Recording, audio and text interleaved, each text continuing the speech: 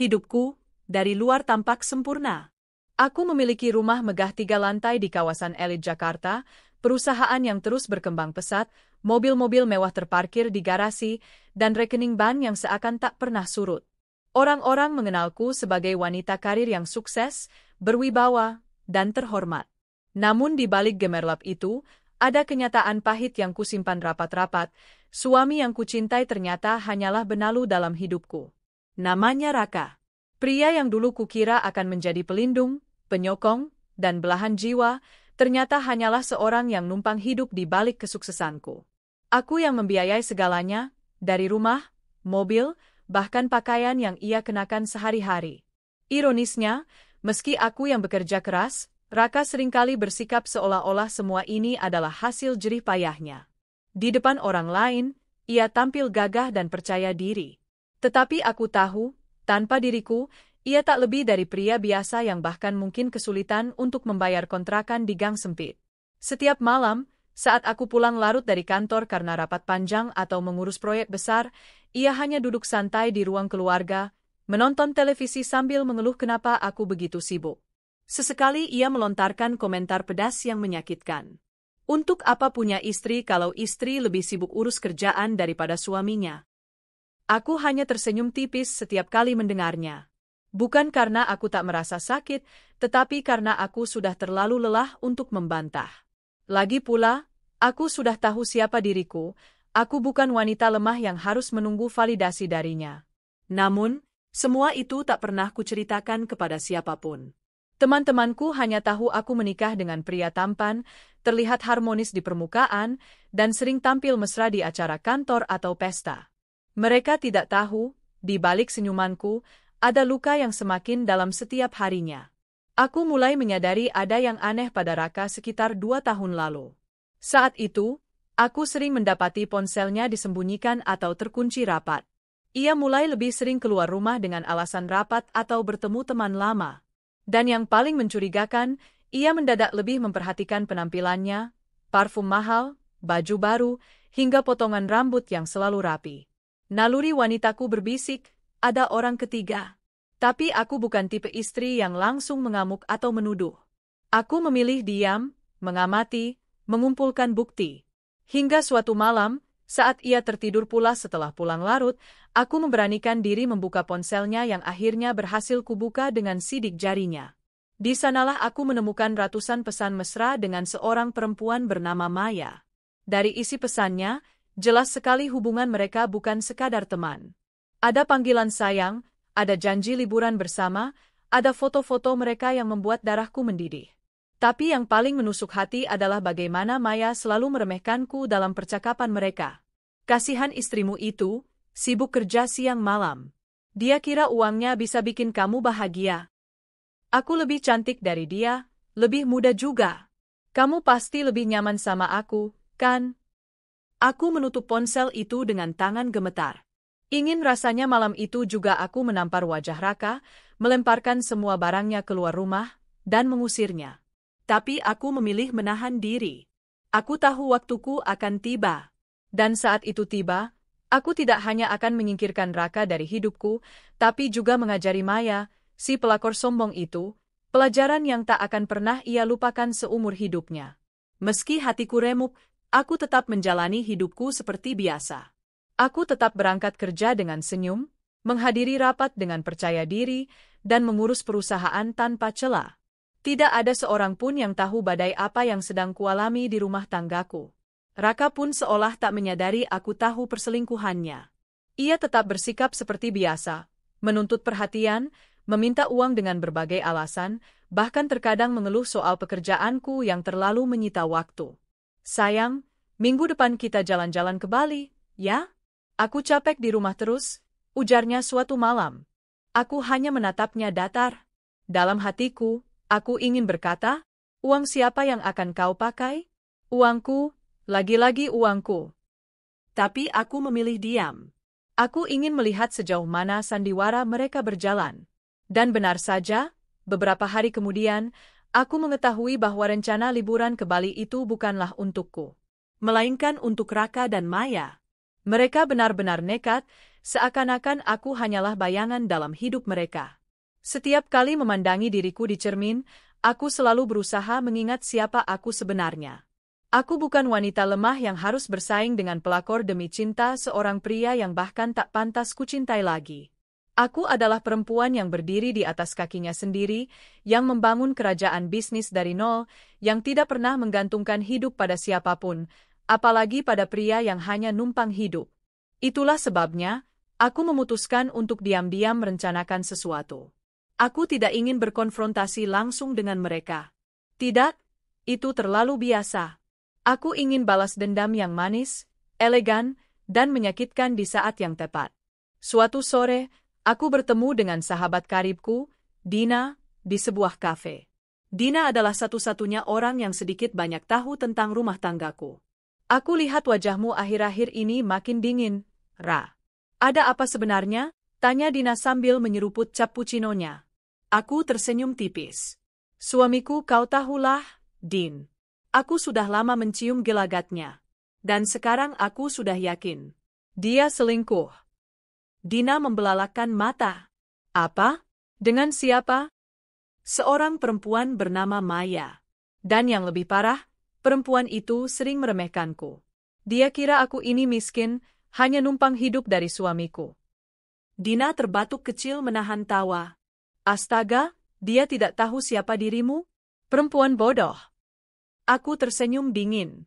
Justru itu yang membuatku semakin ingin memberinya pelajaran. Aku sedang merencanakan sesuatu. Tunggu saja, sebentar lagi mereka akan merasakan akibatnya. Setiap kali aku mengingat pesan-pesan Maya yang penuh hinaan, darahku terasa mendidih. Tapi aku juga merasa geli. Bagaimana bisa seorang perempuan begitu percaya diri meremehkanku, padahal jelas-jelas dia hanya hidup dari sisa-sisa yang Raka berikan. Dan sisa itu pun sejatinya berasal dari jerih payahku. Maya mengira dirinya pemenang hanya karena berhasil menguasai hati Raka. Ia tidak tahu bahwa dalam permainan ini, aku adalah pemilik panggung. Aku yang memegang kendali, aku yang menentukan kapan tirai akan ditutup, dan aku yang akan menentukan nasib mereka berdua. Hari demi hari, aku tetap berpura-pura tidak tahu. Aku masih memasak untuk Raka, menyiapkan pakaiannya, bahkan sesekali menemaninya ke acara keluarga. Aku tahu, bagi keluarga besar Raka, aku adalah menantu yang sempurna, sukses, mandiri, dan selalu menjaga nama baik keluarga. Mereka tidak tahu, anak lelaki kesayangan mereka itu sebenarnya tidak lebih dari lelaki tak berguna yang hanya bisa hidup enak karena menempel padaku. Dan di balik semua kepalsuan itu, aku menyusun rencana. Aku ingin momen yang tepat. Aku ingin mereka lengah, merasa menang, merasa berkuasa, baru kemudian aku menjatuhkan mereka dengan cara paling memalukan. Titik balik itu datang lebih cepat dari yang kuduga. Malam itu, saat aku pulang dari kantor, aku menemukan koper besar di ruang tamu. Sayang, aku mau liburan ke Bali sama teman-teman. Cuma sebentar kok, 3 hari saja, ujar Raka dengan santai. Aku hanya mengangguk. Dalam hatiku, aku sudah tahu siapa teman-teman yang ia maksud. Malam itu juga, aku duduk di kamar kerja, membuka laptop, dan memesan tiket ke Korea. Aku ingin pergi jauh, menyegarkan pikiranku, sekaligus menyiapkan panggung akhir untuk sandiwara mereka. Kali ini, aku akan meninggalkan mereka tanpa banyak kata. Aku akan menikmati musim semi di negeri ginseng, sementara mereka tenggelam dalam kepalsuan mereka sendiri. Dan saat aku kembali, segalanya akan berubah. Hari-hari setelah kepulangan Raka dari liburan kerja, Nya semakin membuka mataku. Semua gerak-geriknya kini bagai buku terbuka di hadapanku. Aku tidak lagi butuh intuisi atau firasat, aku sudah bisa membaca setiap kebohongan yang ia ucapkan. Raka semakin sering keluar rumah. Alasan yang dipakai macam-macam, rapat mendadak, ketemu klien penting, bahkan ikut olahraga bersama teman. Padahal aku tahu, rapatnya hanyalah makan malam romantis di restoran mewah bersama Maya. Klien pentingnya hanyalah perempuan yang dengan bangga menyebut dirinya sebagai cinta sejati Raka. Dan olahraganya? Entah apa itu olahraga, tapi yang jelas keringatnya bukan dari jogging di lapangan. Aku tahu semua itu karena aku sudah menyewa orang untuk mengikutinya. Sebuah tim kecil investigasi pribadi yang biasa kugunakan dalam bisnis, kali ini kugunakan untuk urusan pribadi. Laporan demi laporan masuk ke mejaku, lengkap dengan foto-foto yang tak terbantahkan. Raka menggandeng Maya di pusat perbelanjaan, makan malam berdua, bahkan menginap di villa kecil di puncak. Aku menatap foto-foto itu dengan tatapan kosong. Bukannya marah, aku justru semakin tenang. Karena aku tahu, semakin banyak bukti yang kukumpulkan, semakin mudah bagiku untuk menjatuhkan mereka di saat yang tepat. Maya bukan tipe perempuan yang pandai menyembunyikan sesuatu. Dia gemar memamerkan kemesraan dengan Raka di media sosialnya. Memang, ia cukup pintar untuk tidak menandai Raka secara langsung, tapi aku bisa membaca tanda-tandanya. Foto kaki berdua di pantai, caption penuh cinta, emoji hati bertebaran. Sesekali ada piring makanan yang kuingat jelas itu dari restoran mahal tempat aku pernah membawa Raka. Dan yang lebih menyakitkan, ada kalimat-kalimat sindiran halus yang ditujukan padaku. Ada perempuan sibuk kerja, lupa kalau suaminya butuh perhatian. Untung masih ada aku yang selalu ada hati merah dua. Cantik itu bukan karena uang atau jabatan. Cantik itu alami, sesuatu yang tidak bisa dibeli dengan kerja keras. Setiap kali membaca tulisan itu, aku bisa merasakan darahku mendidih. Namun di saat yang sama, aku juga ingin tertawa. Bagaimana bisa perempuan seperti Maya merasa menang hanya karena berhasil merebut hati pria yang bahkan tidak punya apa-apa? Dia kira dengan meremehkanku, aku akan runtuh? Dia tidak tahu bahwa aku sudah terlalu lama berdiri di atas badai. Suatu malam, aku sengaja datang ke restoran favoritku tanpa memberitahu Raka. Dan benar saja, di sana aku melihatnya duduk berdua dengan Maya. Aku duduk di meja lain, agak jauh tapi cukup jelas untuk melihat mereka.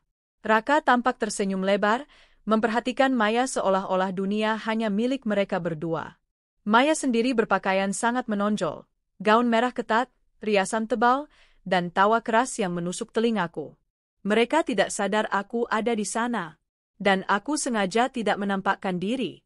Aku hanya mengamati, mendengar sepotong percakapan yang begitu menusuk. Kalau aku jadi istrimu, aku akan selalu mendukungmu, bukan sibuk kerja seperti dia, kata Maya sambil menyentuh tangan Raka. Raka hanya tertawa kecil. Sabar ya, Mei. Semua akan ada waktunya. Kalimat itu menancap di hatiku. Jadi, Raka benar-benar serius ingin meninggalkanku demi perempuan itu? Lucu. Sungguh lucu. Malam itu, aku pulang ke rumah lebih dulu daripada Raka. Aku duduk di ruang tamu, lampu remang, menunggu. Ketika ia datang, wajahnya kaget melihatku masih terjaga. Sayang, belum tidur? Tanyanya dengan nada canggung. Aku hanya tersenyum. Baru pulang rapat? Tanyaku datar. Iya, rapatnya agak lama, jawabnya tergesa. Aku menatapnya lurus. Rapat atau makan malam romantis di restoran bersama Maya? Wajahnya pucat. Matanya membelalak. Bibirnya bergetar, mencoba merangkai kebohongan baru. Tapi aku tidak memberinya kesempatan. Aku berdiri, berjalan ke arah kamar, dan hanya berkata, aku sudah tahu semuanya, Raka. Jangan anggap aku buta. Malam itu, aku tidur dengan hati yang perih. Tapi aku juga tahu, satu langkah baru saja dimulai. Bukannya berhenti, Maya justru semakin berani. Ia mulai mengirim pesan pribadi ke ponselku. Awalnya hanya sindiran halus. Kasihan ya Mbak, sibuk kerja terus. Jangan lupa suami itu juga butuh diperhatikan. Lalu semakin kasar. Mbak tahu nggak? Suami Mbak lebih betah sama aku daripada sama Mbak. Pantas aja, kerjaannya cuma nyari uang. Perempuan karir itu biasanya kesepian, kan? Aku membaca semua pesan itu sambil tersenyum. Aku tidak membalasnya. Tidak ada gunanya menurunkan diriku ke levelnya. Aku biarkan ia merasa di atas angin, merasa menang, merasa berhasil membuatku terluka. Padahal, semakin lama ia meremehkanku, semakin besar energi balas dendam yang sedang kupupuk. Setiap pagi, aku dan Raka masih duduk bersama di meja makan, pura-pura menjadi pasangan bahagia. Tapi dalam diam, jarak di antara kami semakin melebar. Aku hanya sibuk dengan sarapanku, sementara ia sibuk dengan ponselnya, yang jelas sedang berkomunikasi dengan Maya. Aku bisa saja merebut ponsel itu, melemparkannya ke lantai, dan mengakhiri semuanya saat itu juga. Tapi aku memilih bersabar. Ada kenikmatan tersendiri dalam menunggu musuhmu terlena, lalu menjatuhkannya di momen yang paling tidak terduga. Raka tidak tahu, aku sudah menyiapkan segalanya. Mulai dari rekening bersama yang perlahan kututup, akses-akses finansial yang kusingkirkan, hingga sistem keamanan rumah yang kutingkatkan. Aku bahkan sudah mengatur agar perusahaan sepenuhnya bisa berjalan tanpaku, jika sewaktu-waktu aku ingin pergi. Dina, sahabatku, selalu menjadi tempatku mencurahkan isi hati. Suatu malam, saat kami makan malam bersama, aku bercerita panjang lebar tentang ulah Maya. Dia benar-benar tidak tahu diri, Din. Dia kirim pesan langsung padaku, mengejek, meremehkan, seolah-olah aku ini cuma istri yang tak berguna. Dina menggeleng tak percaya. Astaga, aku nggak habis pikir, Ra. Dia kira siapa dirinya sampai berani ngomong begitu padamu? Kalau aku jadi kamu, sudah kucabik-cabik wajahnya itu. Aku tertawa kecil. Aku tidak perlu kotor tangan. Aku punya cara sendiri. Biarkan saja dia merasa menang sekarang. Nanti pada waktunya, dia akan menyesal sampai ke akar-akarnya. Puncak dari semua sandiwara ini adalah ketika Raka mengumumkan rencana liburan ke Bali. Sayang, aku dapat undangan dari teman-teman untuk liburan ke Bali. Cuma 3 hari, kok. Aku janji akan segera pulang. Aku hanya menatapnya tanpa ekspresi.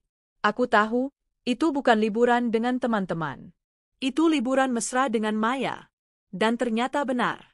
Aku mendapat laporan dari timku, Raka dan Maya memesan tiket berdua, menginap di villa romantis, dan merencanakan berbagai aktivitas. Disitulah aku tahu, saatnya semakin dekat. Saatnya aku membiarkan mereka merasa menjadi raja dan ratu. Saatnya aku berperan sebagai istri bodoh yang ditinggal tanpa tahu apa-apa. Padahal, sebenarnya akulah yang sedang menutup tirai terakhir untuk mereka. Sementara mereka sibuk merencanakan liburan ke Bali, aku diam-diam membeli tiket ke Korea. Aku ingin pergi tanpa memberitahu siapapun, termasuk Raka. Aku ingin ia dan Maya merasa benar-benar bebas, seolah-olah dunia ada di genggaman mereka. Dan saat aku mengirimkan kabar dari Korea, mereka akan terkejut. Aku bisa membayangkan wajah Maya ketika tahu aku tidak hancur karena ditinggal. Aku bisa membayangkan bagaimana ia akan berang, karena rencananya untuk membuatku cemburu justru berbalik menyakitinya. Dan yang lebih penting, aku bisa membayangkan wajah Raka ketika sadar semua aksesnya sudah kututup, rekening, kartu kredit, rumah, bahkan mobil. Permainan baru saja dimulai. Dan aku adalah pemain utamanya. Aku masih ingat malam itu. Raka sibuk memasukkan pakaian ke dalam kopernya, wajahnya penuh semangat. Sesekali ia bersiul kecil, seolah seorang remaja yang baru pertama kali akan pergi berlibur. Sayang, aku berangkat besok pagi, ya. Jangan lupa jaga rumah, katanya sambil tersenyum tipis. Aku hanya menatapnya dari balik pintu kamar, menahan diri agar tidak tertawa terbahak-bahak. Jaga rumah? Rumah siapa? Rumah itu atas namaku, setiap bata dan gentengnya kubayar dari keringatku sendiri. Lucu sekali mendengar suamiku berkata seperti itu. Aku mengangguk, pura-pura acuh. Ya, hati-hati di jalan, jawabku dingin. Dalam hati, aku sudah mantap. Biarlah ia merasa bebas berlibur dengan Maya. Biarlah ia merasakan nikmatnya menipu istrinya yang ia kira bodoh. Sementara itu, aku akan menghilang dari kehidupannya selama beberapa hari, bukan untuk menangis, tapi untuk tersenyum puas melihat mereka terjebak dalam permainan yang mereka buat sendiri. Tepat malam itu, aku membuka laptop di ruang kerja. Jari-jariku menari di atas keyboard, mencari penerbangan menuju Korea Selatan. Pilihanku jatuh pada Seoul, kota yang selalu ingin kukunjungi sejak lama. Aku memilih penerbangan kelas bisnis, tentu saja, karena aku ingin perjalanan ini menjadi hadiah untuk diriku sendiri. Ketika tiket sudah berhasil kupesan, ada rasa lega menyelusup ke dadaku. Inilah saatnya. Aku tidak akan tinggal diam di rumah, menunggu kabar Raka dan Maya pulang dari Bali. Aku akan terbang ke negeri jauh, menikmati musim semi yang indah, dan menyiapkan langkah terakhir untuk menutup sandiwara mereka. Aku sengaja tidak memberi tahu Raka. Tidak ada pesan singkat, Tidak ada catatan di meja makan, tidak ada jejak yang bisa ia temukan. Aku hanya meninggalkan rumah dalam keadaan rapi, tapi kunci pintunya sudah kusiapkan untuk kugembok rapat-rapat sebelum keberangkatan. Pagi itu, aku melangkah ke bandara dengan koper elegan dan kacamata hitam yang menutupi sebagian wajahku. Tak ada yang tahu, tak ada yang mencurigai. Aku hanyalah seorang wanita mapan yang akan berlibur sendirian. Ketika pesawat lepas landas, aku menatap keluar jendela. Jakarta semakin mengecil, berganti dengan lautan luas. Di dalam hatiku, ada campuran perasaan lega dan puas. Aku sedang melarikan diri, tapi bukan dari masalah. Aku sedang menuju panggung baru, tempat aku bisa menyaksikan mereka tenggelam dalam keangkuhan mereka sendiri. Sesampainya di Seoul, aku langsung disambut udara sejuk musim semi. Pohon-pohon sakura mulai bermekaran, kelopak-kelopaknya beterbangan tertiup angin. Aku menarik napas panjang, merasakan ketenangan yang sudah lama hilang. Selamat datang di babak barumu, bisikku pada diri sendiri. Setiap hari, aku mengunjungi tempat-tempat indah yang hanya pernah kulihat di televisi.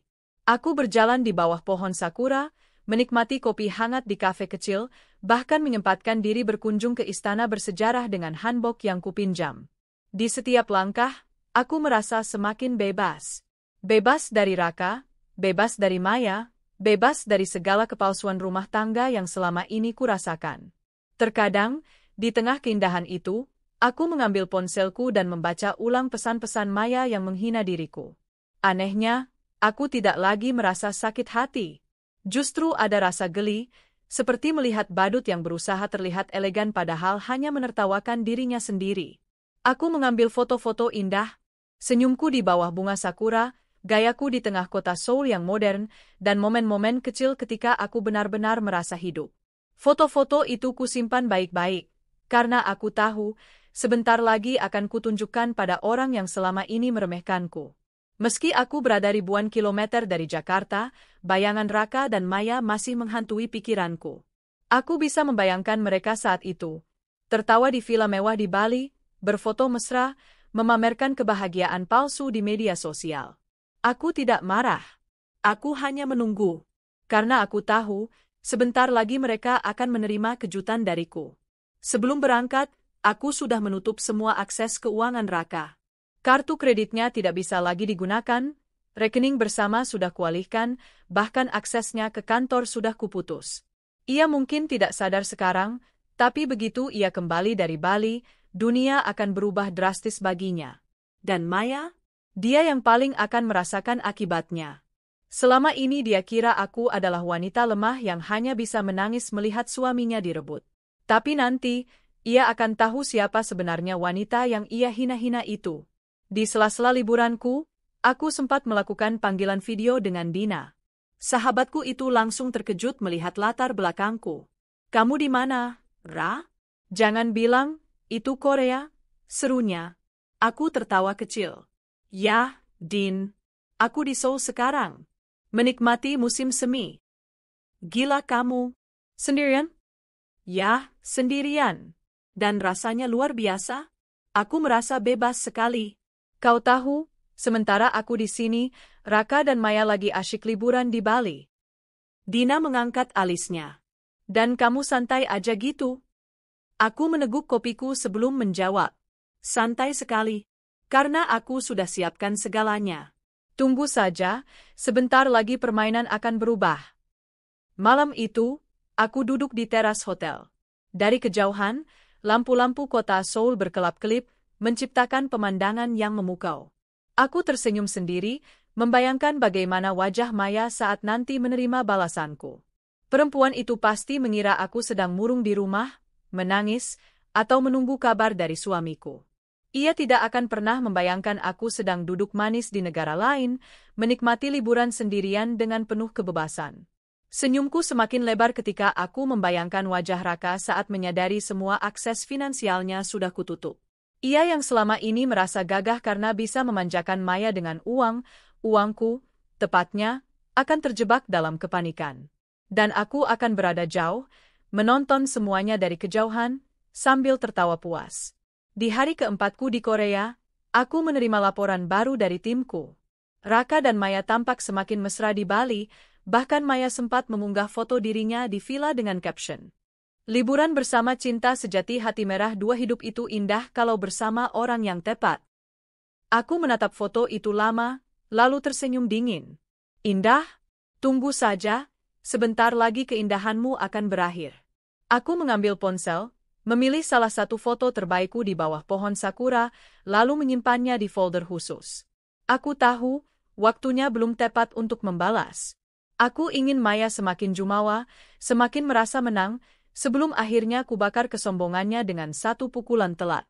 Dan pukulan itu akan segera datang.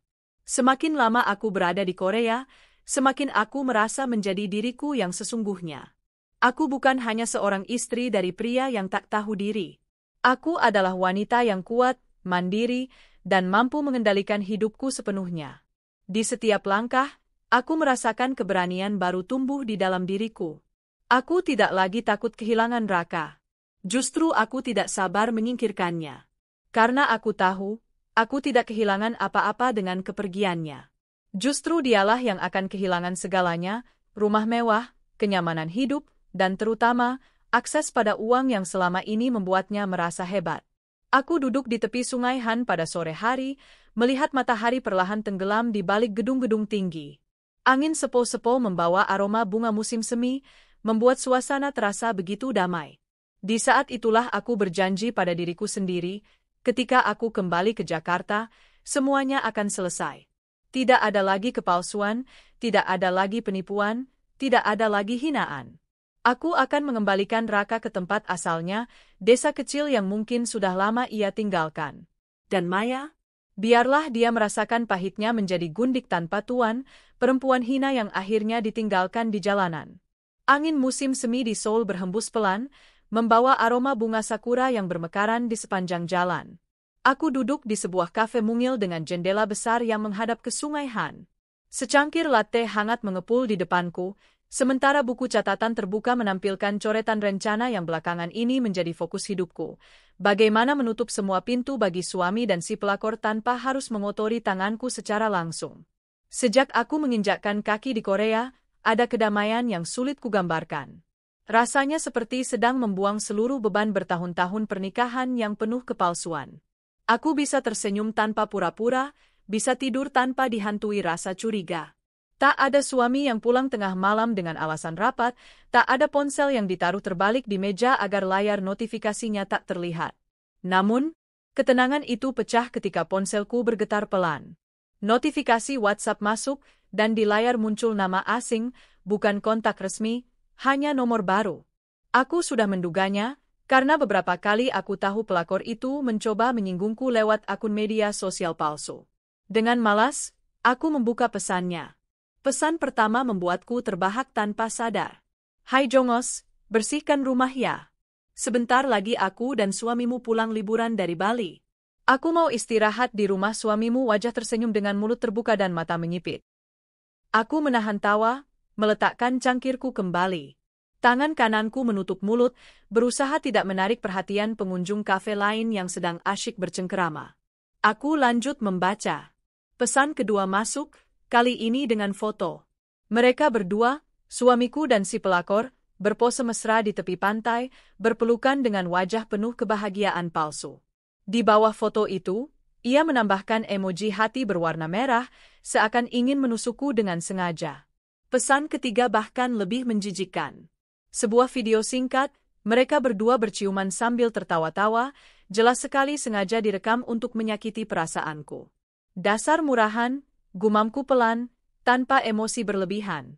Mungkin mereka berdua benar-benar berpikir aku akan hancur, menangis meraung-raung di kamar hotel, atau mengamuk tak terkendali.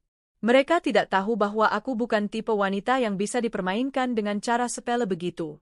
Aku bersandar di kursi, menatap jendela, menikmati keindahan bunga sakura yang berterbangan di udara. Lucu, ya. Mereka pikir mereka sedang memenangkan permainan. Padahal, aku sudah lebih dulu menutup semua pintu kemenangan untuk mereka. Aku memutuskan untuk membalas, tentu saja bukan dengan amarah, melainkan dengan sesuatu yang bisa menggores harga diri mereka lebih dalam. Kamera ponselku buka, kuarahkan ke arah pemandangan di luar kafe.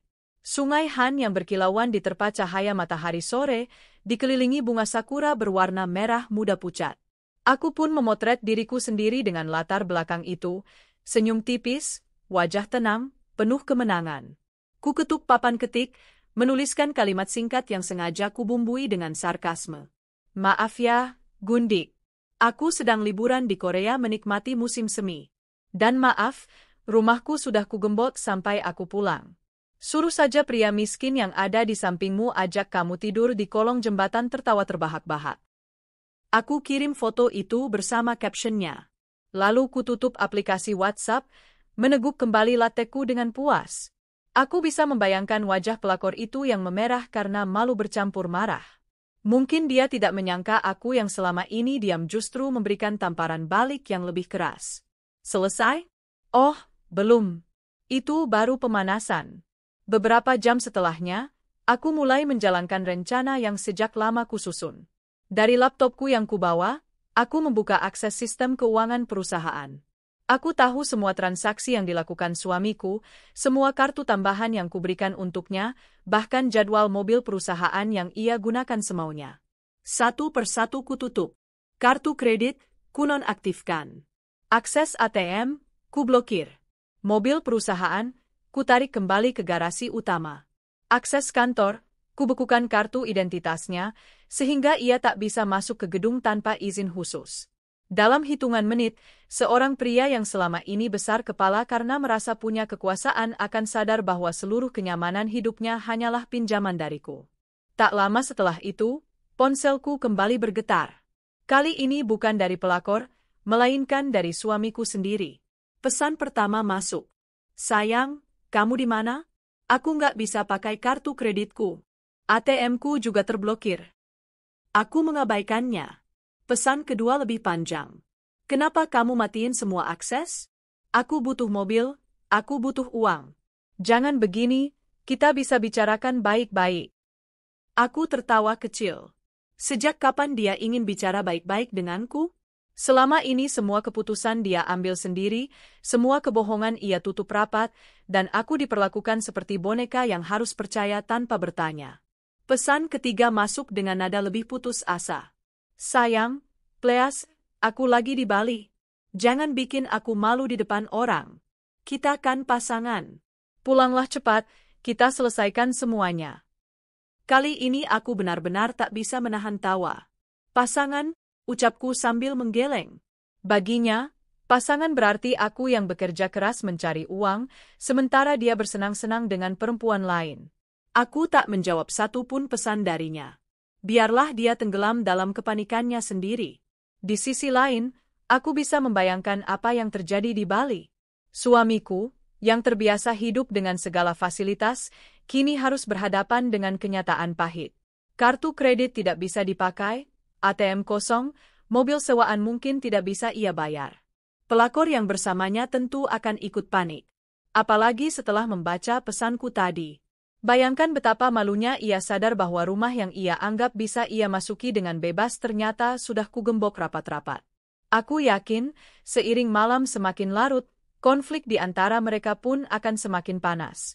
Aku menghela napas panjang, menutup laptop, lalu bangkit dari kursi. Hari masih sore di Seoul, dan aku tidak ingin merusak suasana indah ini hanya karena drama dua orang bodoh. Aku berjalan menyusuri tepian sungai, menikmati angin sejuk dan pemandangan bunga sakura yang beterbangan. Orang-orang di sekitarku sibuk berfoto, tertawa, atau sekadar duduk menikmati suasana. Aku sendiri merasa seperti burung yang baru saja dilepaskan dari sangkar. Di dalam hatiku, ada perasaan lega luar biasa. Aku tidak marah. Aku tidak sakit hati. Justru aku merasa menang. Karena aku tahu, aku tidak butuh mereka berdua. Yang lebih penting, mereka berdua tidak bisa hidup tanpa aku. Seoul di malam hari selalu tampak berbeda. Lampu-lampu neon berkelip di sepanjang jalan, deretan kios makanan kaki lima ramai dikunjungi turis, dan suara musik jalanan berpadu dengan obrolan orang-orang yang berjalan santai. Aku berdiri di jembatan Banpo, menatap air sungai Han yang memantulkan cahaya warna-warni dari lampu kota. Aku menghirup dalam-dalam udara malam itu. Segar, bebas, dan menenangkan. Di ponselku, notifikasi terus berdatangan, campuran dari pesan suamiku yang panik dan pesan pelakor yang semakin kasar. Aku membuka pesan si pelakor. Ternyata setelah membaca balasanku sore tadi, dia benar-benar naik pitam. Kamu pikir kamu menang karena bisa jalan-jalan ke Korea? Hah? Perempuan tua. Tanpa suamimu, kamu bukan siapa-siapa. Pesan lain menyusul. Rumah itu memang besar, tapi kamu cuma numpang. Ingat, yang mencintai aku adalah suamimu, bukan kamu. Harta itu tidak akan bisa membuatmu bahagia selamanya. Aku tersenyum tipis membaca kalimatnya. Betapa bodohnya perempuan itu, begitu yakin pada cinta seorang lelaki yang jelas-jelas hanya memanfaatkan. Aku mengetik balasan singkat, dingin, namun mematikan. Nikmatilah malam-malammu tanpa uang, tanpa rumah, dan tanpa suami yang benar-benar milikmu. Karena mulai detik ini, aku bukan lagi bagian dari permainan kalian. Jangan khawatir, aku sudah siapkan panggung kehancuranmu. Selamat menjadi tontonan. Lalu, kututup aplikasi itu. Keesokan paginya, aku bangun lebih pagi dari biasanya. Sinar matahari menembus tirai kamar hotelku di Myeongdong. Aku duduk di depan meja rias, merapikan rambutku, lalu tersenyum pada bayangan di cermin. Hari ini akan menjadi hari yang panjang. Hari ini aku mengeksekusi balasan telak. Aku menyalakan laptop, masuk ke akun-akun perbankan, lalu memastikan semua akses keuangan suamiku benar-benar mati. Tidak hanya kartu kredit atau ATM, tetapi juga saham-saham kecil yang kuberikan atas namanya, semua kutarik kembali. Bahkan uang tunai di rekening pribadinya sudah kusingkirkan, menyisakan hanya beberapa ribu rupiah yang bahkan tak cukup untuk makan siang. Aku juga menghubungi bagian HR di kantorku lewat email. Dengan nada dingin, ku ketik. Mulai hari ini, status karyawan atas nama suami, dibekukan. Semua akses masuk gedung ditutup. Tolong segera tarik mobil dinas, laptop, dan segala fasilitas perusahaan. Jangan berikan akses atau dispensasi apapun sampai ada instruksi langsung dariku. Kukirim email itu dengan satu klik. Aku bisa membayangkan wajah para staf HR yang terkejut, tapi mereka pasti paham. Aku adalah pemilik perusahaan. Suamiku hanyalah bonus yang kuberi posisi karena status pernikahan, bukan karena kemampuan. Sementara itu, kabar dari Bali juga tak kalah menarik. Aku menerima laporan dari salah satu staf keamanan pribadiku yang diam-diam kukirim untuk mengawasi gerak-gerik suami dan pelakor. Bu, pasangan itu semalam bertengkar hebat. Mereka tidak bisa bayar tagihan hotel karena kartu kredit ditolak. Pak sempat menjual jam tangannya pagi ini untuk menutupi biaya, tapi jumlahnya tidak cukup. Mereka akhirnya diusir dari hotel. Aku menutup mulut menahan tawa. Oh, betapa menyedihkan. Dan yang lebih parah, Bu, lanjut stafku, mereka kehabisan uang tunai. Saat ini mereka hanya bisa menumpang di warung makan kecil, tapi sepertinya tidak akan bertahan lama. Bagus, jawabku dingin. Terus awasi. Aku ingin tahu sejauh mana mereka bisa jatuh. Sore itu, aku kembali duduk di sebuah kafe, kali ini di Insadong. Aku memesan teh hijau dan tetek manis, lalu membuka WhatsApp. Benar saja, ada pesan panjang dari suamiku. Sayang, kumohon jangan lakukan ini. Aku salah, aku bodoh. Aku tidak bisa hidup tanpa kamu. Maafkan aku, jangan tinggalkan aku. Aku janji akan berubah. Aku janji akan mengusir perempuan itu dari hidupku. Tolong, beri aku kesempatan. Aku membaca pesannya berkali-kali, bukan karena aku tergoda, tetapi karena aku ingin memastikan betapa paniknya dia sekarang. Satu pesan lain masuk, lebih putus asa. Aku nggak punya uang lagi. Aku bahkan harus jual jam tangan. Aku nggak bisa tidur, nggak bisa makan. Aku takut kamu benar-benar meninggalkan aku. Sayang, aku butuh kamu. Tolong, jangan hancurkan aku begini. Aku meletakkan ponsel, menatap kosong ke arah jalanan Insadong yang ramai turis. Ada rasa getir, tentu. Bagaimanapun, aku pernah mencintai lelaki itu. Aku pernah percaya bahwa dia akan menjadi pasangan hidupku sampai tua. Tapi cinta yang dikhianati berulang kali tidak lagi punya arti. Aku mengetik balasan, singkat tapi jelas. Nikmati kehancuranmu. Aku tidak butuh maafmu. Kukirim pesan itu, lalu kuletakkan ponsel terbalik. Sementara itu, si pelakor juga tidak kalah heboh. Dia mengirimkan sederet pesan penuh cacian. Kamu perempuan gila. Kamu pikir kamu bisa menghancurkan kami dengan uangmu? Suamimu mencintai aku, bukan kamu. Kamu hanya dompet berjalan. Pesan terakhirnya membuatku tertawa keras di tengah kafe. Orang-orang menoleh ke arahku, tapi aku tidak peduli. Aku lalu membalasnya dengan satu kalimat yang menohok. Kalau aku hanya dompet berjalan, maka sekarang kalian berdua hanyalah pengemis yang sedang mencari tempat berteduh. Kusertakan emotikon tertawa terbahak-bahak. Malam itu, aku duduk di teras hotel, memandang kerlap-kerlip lampu kota Seoul. Angin malam membelai wajahku, dan aku merasa benar-benar bebas. Untuk pertama kalinya setelah sekian lama, aku merasa berkuasa penuh atas hidupku. Balasan telak itu bukan sekadar untuk menyakiti mereka, tapi juga untuk menegaskan pada diriku sendiri bahwa aku tidak akan lagi membiarkan siapapun meremehkanku. Suamiku boleh panik, pelakor boleh marah, dunia boleh berguncang. Tapi aku sudah menutup semua pintu bagi mereka. Yang tersisa hanya kehancuran. Dan aku akan menikmati setiap detik dari pertunjukan itu. Bali sore itu mendung.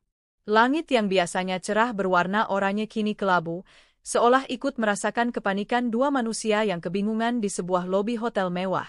Suamiku duduk dengan wajah kusut, kemeja yang biasanya rapi kini kusut masai, rambutnya acak-acakan karena sering diacak-acak tangan sendiri.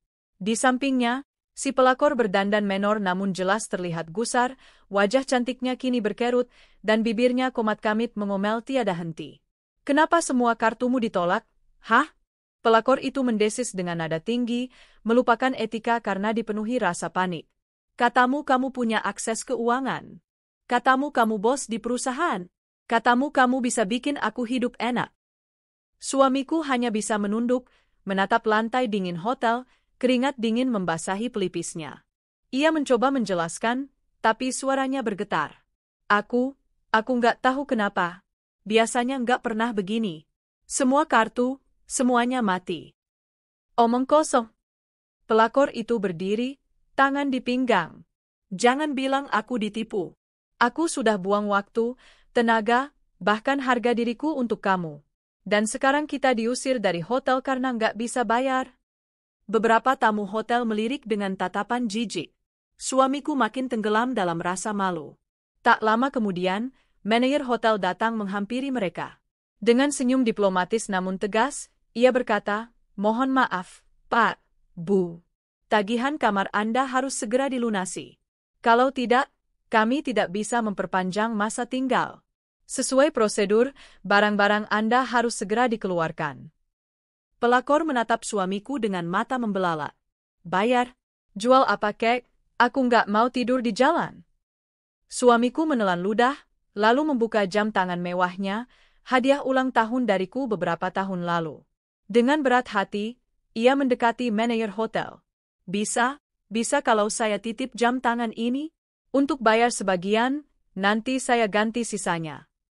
Manajer itu menatap jam tangan, lalu menghela napas. "Ini hanya menutup setengah dari tagihan. Sisanya bagaimana, Pak?" Suamiku bungkam. Pelakor menjerit, "Astaga, jadi kita nggak bisa tinggal di sini." Akhirnya, mereka benar-benar diusir. Dua koper besar yang tadinya dibawa dengan penuh gaya kini tergeletak di trotoar depan hotel.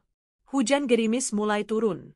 Orang-orang yang lewat melirik mereka dengan tatapan kasihan sekaligus geli. Malam itu, suamiku dan pelakor terpaksa mencari penginapan murah. Dari hotel bintang 5, mereka pindah ke losmen sempit di gang kecil, dengan kasur tipis dan kipas angin berdecit. Pelakor menangis histeris, tak terima dengan kenyataan. "Kamu janjiin aku bulan madu mewah di Bali. Katanya kamu bisa kasih aku apapun.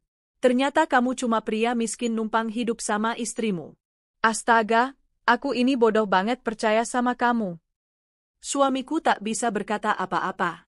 Kata-kata pelakor itu menusuk, tapi sekaligus menjadi tamparan kenyataan. Selama ini dia memang hanya numpang. Tanpa istrinya, dia bukan siapa-siapa. Hari berganti, situasi makin memburuk. Uang hasil penjualan jam tangan cepat habis. Mereka harus menghitung setiap rupiah untuk makan. Tidak ada lagi fine dining, tidak ada lagi minuman mahal. Sekarang, mie instan di warung kaki lima menjadi menu utama mereka. Pelakor makin tak tahan. Aku nggak bisa hidup begini. Aku nggak cocok makan di warung, tidur di kamar pengap. Aku mau kembali ke rumahmu, ke rumah istrimu. Dia harusnya pergi, bukan aku. Mendengar itu, suamiku spontan menamparnya. Wah, pelakor terdiam, matanya membelalak, pipinya merah. Kamu berani tampar aku? Suamiku membalas dengan suara serak penuh emosi. Semua ini salah kamu. Kalau kamu nggak sok kirim pesan ke dia, kalau kamu nggak hina dia, mungkin dia nggak akan marah sampai begini. Pelakor melongo, lalu tertawa getir. Jadi sekarang salahku? Padahal kamu yang ngejar aku, kamu yang bilang mau ceraikan istrimu, kamu yang janjiin aku dunia. Sekarang begitu semua hancur, kamu salahin aku. Pertengkaran mereka pecah, makin sengit, hingga akhirnya pelakor menangis sambil berteriak. Aku nyesel kenal kamu. Dasar pecundang. Hari berikutnya lebih tragis lagi. Karena kehabisan uang, losmen murahan pun mereka tinggalkan. Mereka berjalan tanpa tujuan di sepanjang jalan Kuta, berdebat sambil menyeret koper. Pelakor akhirnya menyerah, duduk di pinggir trotoar, rambutnya berantakan, make up luntur karena keringat dan tangis. Orang-orang yang lewat menatap dengan rasa iba bercampur jijik. Ada yang berbisik-bisik, ada pula yang merekam dengan ponsel. Suamiku berdiri tak jauh dari situ, wajahnya pucat, pikirannya kacau. Untuk pertama kalinya, ia benar-benar merasakan apa itu kehilangan segalanya. Pelakor menatapnya tajam. Aku nggak bisa ikut kamu lagi. Kamu bukan apa-apa tanpa istrimu. Lebih baik aku pergi sendiri. Ia beranjak, meninggalkan koper, lalu berjalan tanpa menoleh. Suamiku mencoba mengejarnya, tapi pelakor itu menepis tangannya. Lepas, aku nggak butuh kamu lagi. Aku lebih baik jadi gelandangan daripada hidup dengan pecundang sepertimu. Suamiku terdiam, menatap punggung pelakor yang menjauh. Malam itu, pelakor benar-benar sendirian. Ia duduk di pinggir jalan, tanpa uang, tanpa tempat tinggal, tanpa pria yang ia banggakan. Ia mencoba menghubungi beberapa teman, tapi tak ada yang mau membantu. Reputasinya sebagai perusak rumah tangga sudah tersebar. Akhirnya, petugas dinas sosial yang berpatroli melihatnya. Mereka menghampirinya, menanyakan identitas, dan setelah mendengar ceritanya, mereka membawanya ke panti penampungan sementara untuk tunawisma. Dari perempuan yang penuh kesombongan, ia kini menjadi sosok yang kehilangan segalanya. Di sisi lain, suamiku akhirnya memutuskan pulang ke Jakarta. Tanpa uang, ia menjual ponselnya untuk membeli tiket pesawat murah. Sesampainya di Jakarta, ia pulang ke rumah hanya untuk menemukan rumah itu terkunci rapat dengan gembok besar. Tetangga menatapnya dengan tatapan aneh, sebagian bahkan berbisik-bisik. Itu, suaminya Bu. Katanya sekarang sudah nggak punya apa-apa. Dengan malu, suamiku mencoba menghubungiku lagi. Tapi seperti sebelumnya, semua pesannya hanya kubaca tanpa jawaban, atau malah kubiarkan centang biru tanpa balasan. Malam itu, ia duduk di teras rumah, menatap pintu yang tak bisa dibukanya. Untuk pertama kalinya, ia sadar bahwa rumah itu memang bukan miliknya. Semua kenyamanan yang pernah ia nikmati ternyata hanya pinjaman dari seorang wanita yang kini sudah menutup semua pintu untuknya. Di Seoul, aku mendapat laporan lengkap dari staf keamananku. Aku membaca sambil menyeruput kopi, menikmati setiap detail penderitaan mereka. Pelakor kini berada di penampungan dinas sosial, tanpa uang, tanpa wajah cantik yang bisa dijual lagi. Suamiku kembali ke Jakarta dengan wajah murung, duduk di depan rumah yang sudah tergembok. Semua aksesnya ke perusahaan tertutup rapat, bahkan staf pun menolak menemuinya. Aku tersenyum puas. Inilah kekacauan yang mereka buat sendiri, dan inilah balasan telakku. Balas dendamku bukan dengan teriak-teriak atau memukul. Balas dendamku adalah dengan mengambil kembali semua yang seharusnya memang milikku, dan membiarkan mereka jatuh ke dalam jurang yang mereka gali sendiri. Aku menutup laporan itu, lalu menulis satu kalimat di buku catatanku. Balas dendam terbaik bukanlah membalas dengan amarah, tapi dengan menunjukkan bahwa tanpa aku, Mereka bukan siapa-siapa. Dan malam itu, aku tidur nyenyak sekali. Bandara Soekarno-Hatta selalu ramai, tapi sore itu langkah-langkahku terasa paling ringan. Koper roda 4-ku meluncur mulus di lantai marmer, dan dalam hati aku tersenyum lebar. Aku baru saja pulang dari liburan panjang di Korea. Musim semi di sana memberiku energi baru, kekuatan baru, dan lebih dari itu, keyakinan bahwa aku mampu berdiri tanpa siapapun, bahkan tanpa suami yang selama ini hanya menjadi beban. Di pintu kedatangan, aku melihat sosok yang dulu pernah kucintai. Wajahnya lusuh, kulitnya kusam, bajunya kusut. Jauh sekali dari penampilan perlente yang biasanya ia pamerkan saat masih hidup di bawah naunganku. Tatapannya liar, matanya sembab, dan jelas sekali ia menunggu kepulanganku dengan penuh cemas. Sayang, suaranya serak ketika mendekat, mencoba menyentuh tanganku. Aku menepis dengan dingin. Jangan panggil aku begitu. Kau sudah kehilangan hak untuk menyebutku, sayang. Orang-orang yang lalu lalang menoleh sesaat, lalu berlalu. Bagiku, ini bukan lagi urusan menjaga muka. Semua sudah lewat. Aku hanya ingin menyelesaikan bab terakhir dari drama rumah tangga ini. Kami berjalan ke parkiran dengan jarak.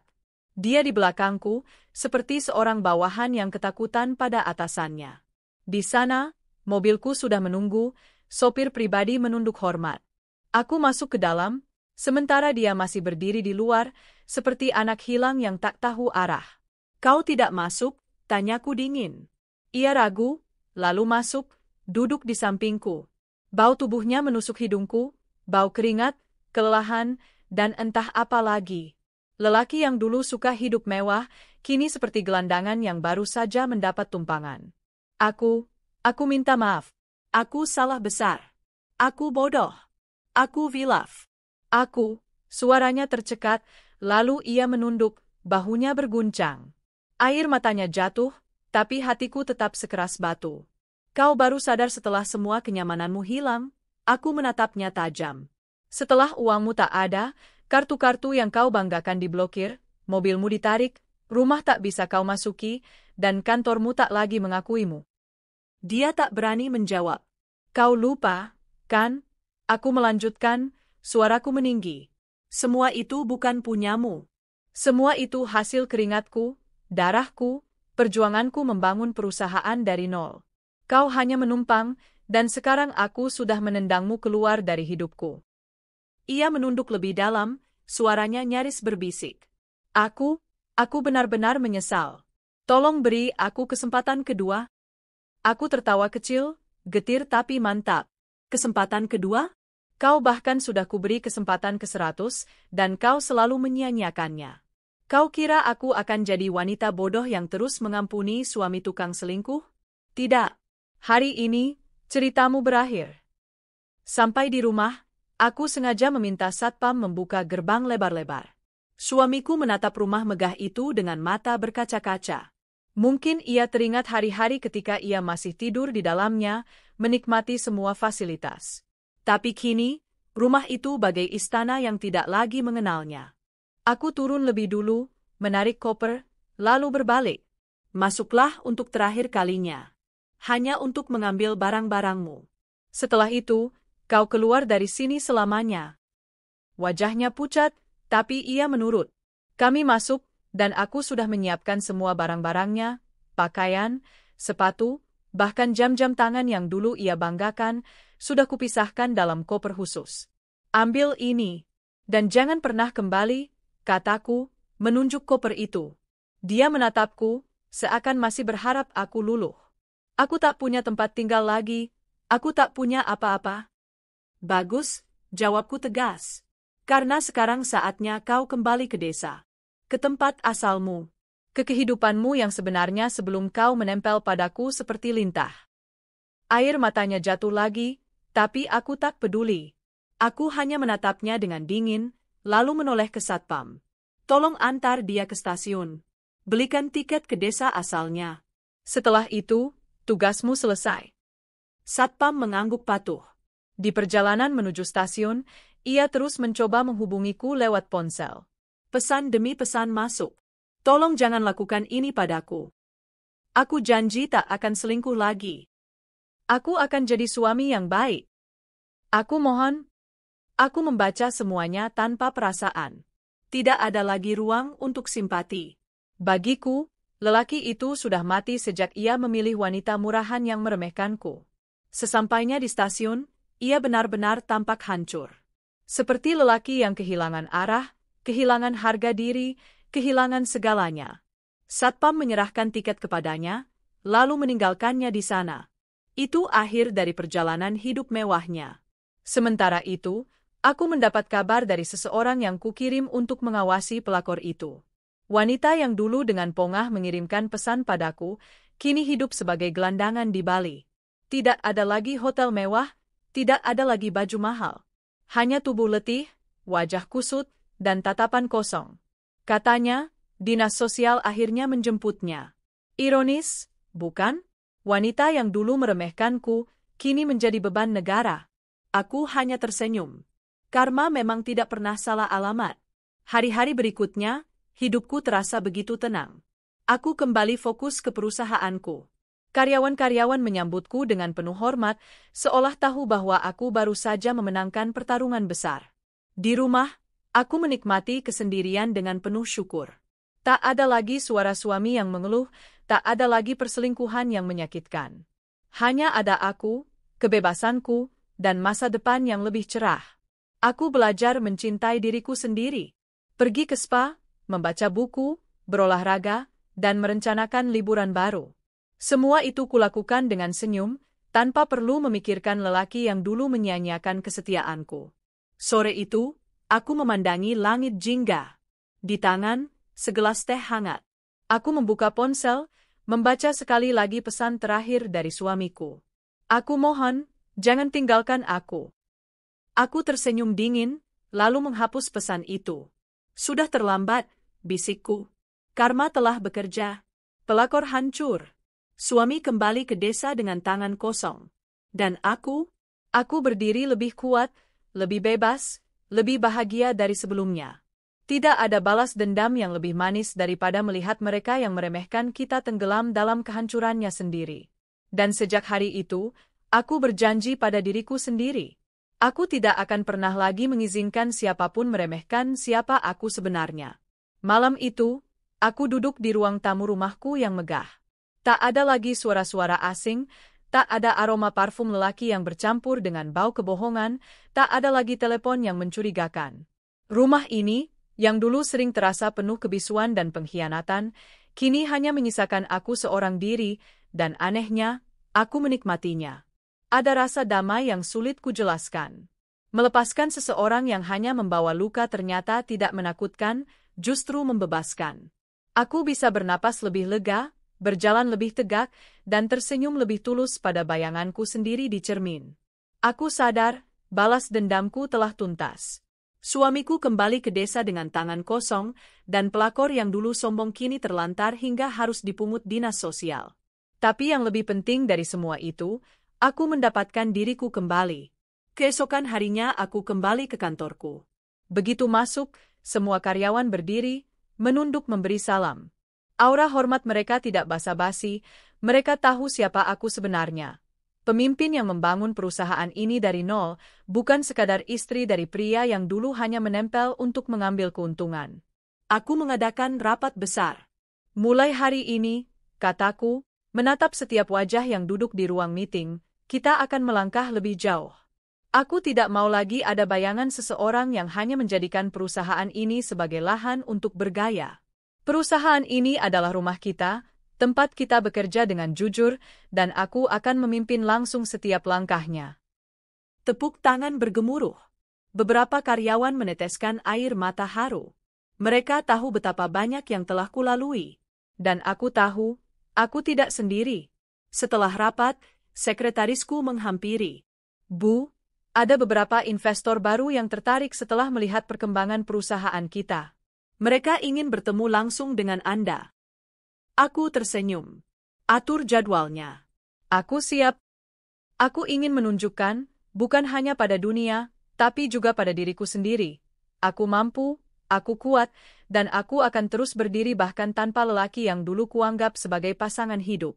Beberapa minggu setelah semua berakhir, Aku mendapat kabar dari seseorang di desa asal mantan suamiku. Rupanya, kepulangannya ke sana menjadi bahan pembicaraan. Dulu, ia pulang membawa mobil mewah, pakaian mahal, dan gaya hidup glamour. Kali ini, ia pulang dengan koper lusuh, wajah murung, dan mata yang kehilangan cahaya. Orang-orang desa yang dulu ia remehkan kini menatapnya dengan iba sekaligus sinis.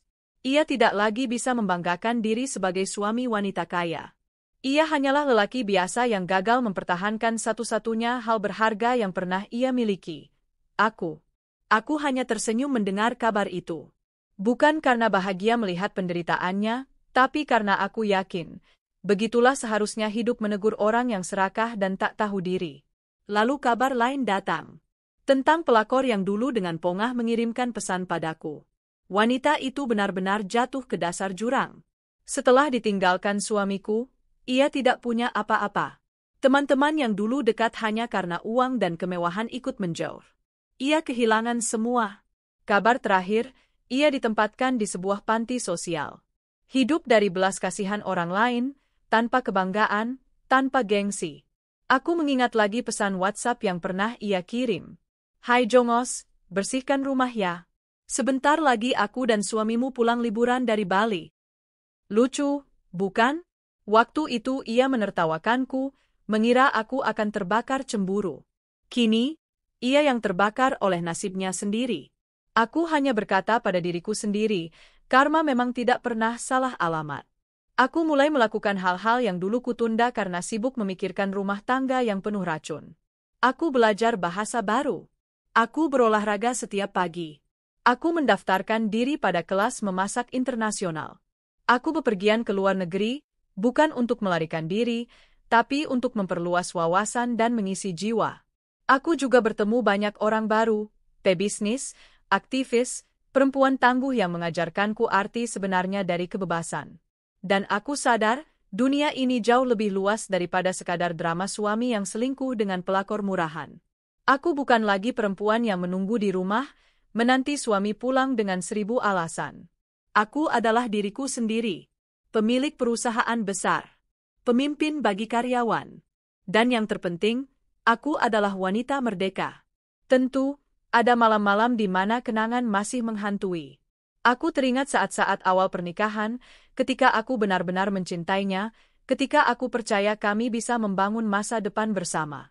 Ada rasa sakit ketika menyadari bahwa semua itu ternyata palsu. Tapi aku tidak lagi menangis. Luka itu kini menjadi bagian dari perjalanan, bukan lagi beban. Aku mengerti bahwa hidup bukan tentang siapa yang menemanimu, tapi tentang bagaimana kau tetap berdiri ketika orang-orang meninggalkanmu. Suatu ketika, aku diundang untuk berbicara di sebuah seminar wanita. Aku berdiri di panggung besar, menatap ratusan mata yang menunggu ceritaku. Aku pernah dikhianati, kataku lantang. Aku pernah diremehkan, dianggap hanya sebagai istri yang tidak punya arti. Tapi aku bangkit. Karena aku tahu, harga diriku tidak ditentukan oleh lelaki yang menipuku, apalagi oleh perempuan murahan yang mengganggu rumah tanggaku. Harga diriku kutentukan sendiri, dengan kerja keras, dengan keberanian, dengan pilihan untuk tidak menyerah. Ruangan bergemuruh oleh tepuk tangan. Banyak perempuan meneteskan air mata, merasa terhubung dengan ceritaku. Aku ingin kalian semua tahu, lanjutku, kita tidak pernah miskin hanya karena kehilangan lelaki. Kita hanya miskin jika kehilangan keberanian untuk mencintai diri sendiri. Hari-hariku kini bukan lagi tentang masa lalu. Bukan tentang suami yang berkhianat, bukan tentang pelakor yang meremehkan. Hari-hariku adalah tentang masa depan, tentang mimpiku, tentang kebebasan yang kini kupeluk erat. Kadang, aku berjalan melewati rumah-rumah sederhana, melihat pasangan suami istri yang masih tertawa bersama. Aku tidak iri. Aku hanya tersenyum, karena aku tahu bahagia itu bisa datang dalam bentuk berbeda. Dan bahagiaku saat ini adalah kebebasan. Suamiku mungkin hancur di desa. Pelakor mungkin hidup dari belas kasihan. Tapi aku hidup dalam cahaya pilihanku sendiri. Dan itu adalah balas dendam paling manis yang bisa dimiliki seorang perempuan. Perjalanan panjang seorang wanita yang disakiti, diremehkan, lalu bangkit. Tentang bagaimana pengkhianatan bisa menghancurkan, tapi juga bisa membentuk kekuatan baru. Tentang bagaimana balas dendam terbaik bukan dengan teriak atau menangis, tapi dengan berdiri tegak dan berkata, "Aku baik-baik saja tanpamu."